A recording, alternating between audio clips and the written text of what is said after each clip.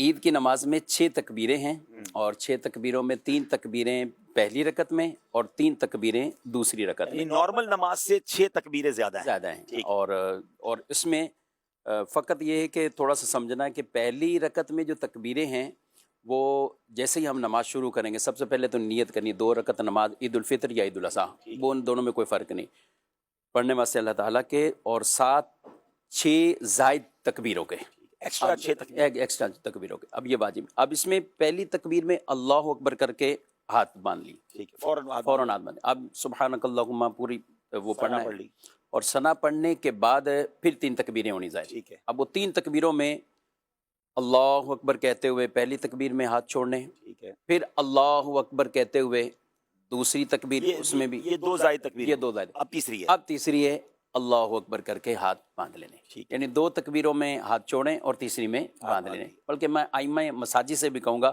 کہ آپ کی اس آواز سے بھی لوگوں کو تھوڑا سا یہ محسوس ہو جائے کہ یہاں چھوڑنے یہاں باندھ رہے ہیں، تھوڑی آواز اس میں تھوڑی سی تکبیر اس انداز سے کر لیں، اور اس میں تھوڑی سی یعنی اس میں اللہ اکبر یہ کیا، یہ طویل کر دی. اب جہاں ہاتھ باندھنے ہیں تو وہاں پہ اللہ اکبر، تو یوں کر کے لوگوں کا بھی ٹھیک ہو گیا. اب اس کے بعد تلاوت ہوگی، قرات ہوگی، اور پہلی رکعت سورہ فاتحہ جو بھی سورت پڑھیں امام صاحب تو وہ ختم ہوگی. پھر دوسری کے لیے جب کھڑے ہونا ہے تو پہلے تلاوت ہوگی، دوسری میں پہلے تلاوت ہوگی، سورہ فاتحہ، سورہ کوئی بھی سورت مبارکہ وہ پڑھیں گے، امام مقتدیوں کو خاموش رہنا ہے، اور پھر 3 تکبیریں کہنی. پھر لگاتار جو 3 تکبیریں ان میں تینوں میں اللہ اکبر کہتے ہوئے ہاتھ کو چھوڑ دینا، پھر اللہ اکبر، پھر ہاتھ چھوڑ دینے، پھر تیسری تکبیر اللہ اکبر، یہ ہاتھ چھوڑائیں. 6 پوری ہو گئی، یہ 6 ہوگی پوری. اب رکوع کی تکبیر اللہ اکبر کہتے ہوئے، اس کو بھی اسی طرح اگر شارٹ تکبیر کر دیں تو پتہ چل جائے گا کہ اب رکوع میں جانا ہے. رکوع میں جانا ہے. ٹھیک ہو گیا. اچھا یہ تو تکبیر ہو گیا. اب اس میں کچھ کنفیوژنز یہ ہوتی ہیں کہ اگر کوئی مثال کے طور پہ لیٹ آیا، اس کی تکبیریں نکل گئیں، پہلی رکعت میں وہ شامل ہو گیا لیکن تکبیریں پہلی 3 نکل گئی ہیں، اب وہ کیا کرے گا؟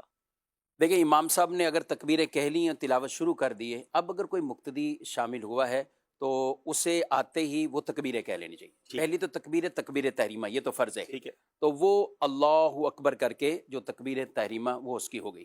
اب اس کے بعد مقتدی کو لگاتار وہ 3 تکبیریں کہہ لے، ہاتھ اٹھائے گا، بالکل ہاتھ اٹھائے گا، اللہ اکبر اور اللہ اکبر، اسی طرح پھر اس نے اللہ اکبر کر کے ہاتھ باندھ لیا، چاہے تلاوت چل رہی ہے، تلاوت چل رہی ہے، یہاں اس کی اجازت ہے. اور یہ 3 تکبیریں کر کے یہ شامل ہو جائیں گے اور یوں اپنی نماز کو. اچھا اب رکوع میں اگر وہ شامل ہو رہا ہے تو؟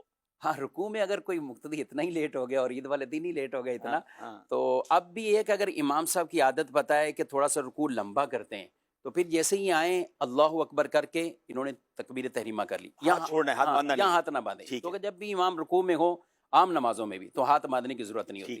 تو یہ تکبیر تحریمہ کی، اس کے بعد یہ فوراً 3 تکبیریں جلدی اسی طرح یہ کر لیں، 3 تکبیریں ہاتھ اٹھا کے اور رکوع میں شامل ہو جائیں. یہ اس صورت میں جب ان کو پتہ ہے کہ امام کا رکوع ہو جائے گا لمبا ہوتا ہے، لیکن عموماً اس چیز کا اندازہ نہیں ہوتا، تو اس لیے ہم یہ کہیں گے کہ آپ اللہ اکبر کر کے اور پھر آپ رکوع میں چلے جائیں اور یہ 3 تکبیریں رکوع میں کر لیں.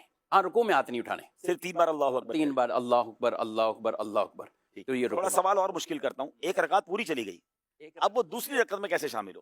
ہاں 1 رکعت پوری اس کی چلے گی، یہ تو آسان ہے، یہ مشکل نہیں ہے. ہاں کیونکہ اس کو اپنی رکعت پڑھنی ہے اور وہ اپنی اس کو اسی طرح ہی پڑھنی ہے. جب وہ کھڑا ہوگا تو اس میں وہ پہلے تکبیریں کہے گا اور اس کے بعد سورہ فاتحہ اور جو بھی سورۃ اخلاص اس کو پڑھنی ہے، تو وہ یوں کر کے اپنی نماز تکبیر اس میں بھی کہے گا. اچھا اسی طرح اس کا مطلب کوئی دوسری رکعت کے آخری قاعدہ میں شامل ہوا، دونوں رکعتیں ایک طرح سے چلی گئی ہیں، وہ اپنی اسی طرح پڑھے گا، 2 رکعت اسی طرح پڑھے گا کہ 3 تکبیریں پہلی رکعت میں، 3 تکبیریں دوسری رکعت میں کر کے 6 پوری کرے گا. اس میں تلاوت سے پہلے، پہلی رکعت میں تلاوت سے پہلے اور اس میں تلاوت کے بعد.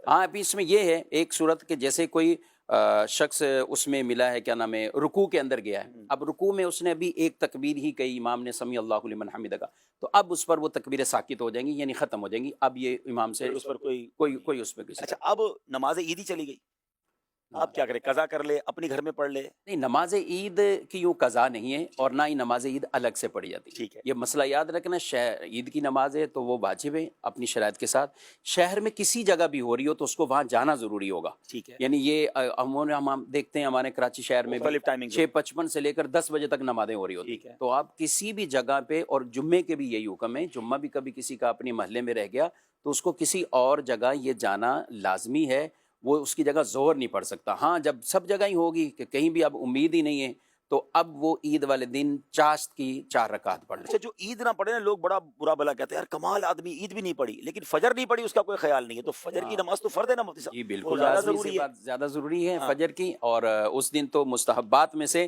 محلے کی مسجد میں باقاعدہ اس کی نماز کو ادا کرنا